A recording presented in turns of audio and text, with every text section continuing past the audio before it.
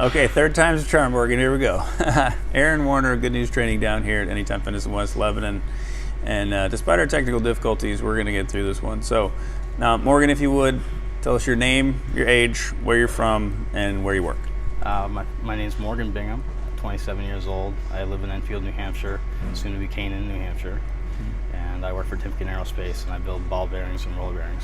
All right, and then you have a second sort of occupation. What is that? I'm in the Army Reserves, been doing that for 8 years, and I enjoy it a lot. Okay, Army Reserves, and then you're studying to be a sergeant, is that right? Or Staff sergeant, yep. Going to school for that and sometime this year. Very cool. Okay, and you got a PT test coming up too, yeah. Right? What now? Just so people understand, you're being in the military is one thing, but there's actually fitness standards that you have to pass. What are your fitness standards that you have to pass? So me with my age group, I just turned 27, so it goes into 17 minutes. You have to do a 2-mile run in 17 minutes.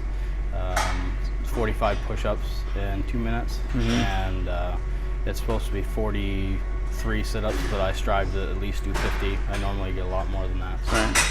Now, is your pay at all affected by your score?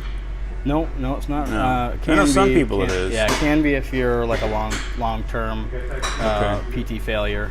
Right. Usually I've been all right with that. So. Gotcha. Okay. All right. So now, why don't you tell us a little bit about your story? Why you're down here? What happened? So last January, I got in a really bad car accident. Got hit by a tractor-trailer truck while I was stopping for an accident on 91 North.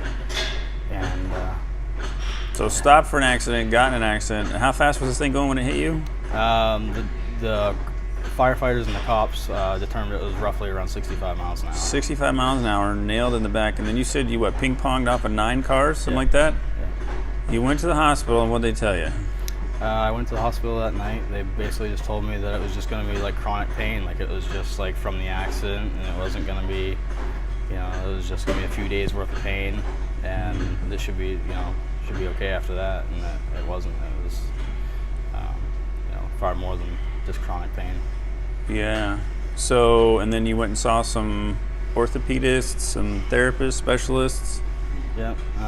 What happened? Never really did too much for me. I saw a doctor a few times. I went to the Upper Valley place, did some MRIs, CAT scans, and it just, they couldn't find out what was wrong. So then I started going to PT, and I did that for 4 or 5 months, and they couldn't figure out what it was. I would stretch out and do these stretches that they want me to do, and then 10 minutes later I would be tight again and back in pain. And that's when I decided to come back down to the gym. And so you tried to take matters in your own hands, come down, start working out a little bit. You were able to work out, but you were still in pain. How did we cross paths?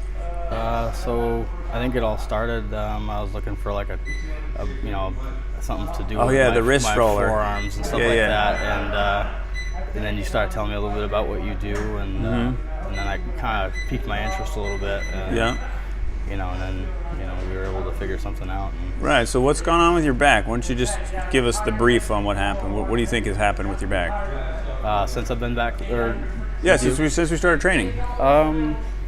It was, I was a week into it. I was feeling some pain still, and then really by like week 2 and 3 of our circuses and stuff that we run, and stability and the core training.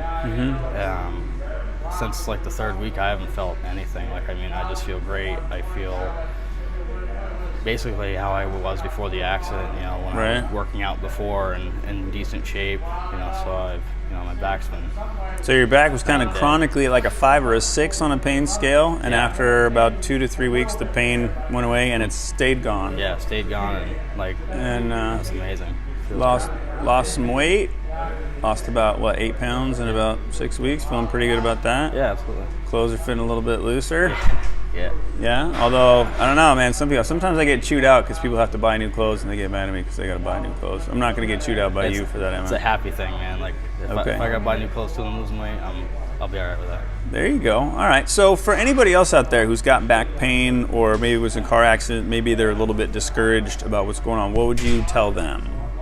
I would tell them if you can't figure out what's going on, for me, I just knew that I had to come down to the gym and do something with my core because, years ago I had my father had back pain, and basically the doctors just told him he had to build up his abs, and it would kind of like compensate for the pain, and so your back wasn't working so much. So I just knew I needed to come back down to the gym and just, you know, do what I needed to do, because the physical therapist, they were just like, no, you need to like stay calm, not do anything strenuous. And for me, if you know, when you fall, you get back up. Right. You know, so that was what kind of mindset I had. But it's also what exercises you pick, right? Like you did the back extension, thinking that might help, and that actually made it worse. Like it psyched you down. So finding the right combination of exercises is absolutely important.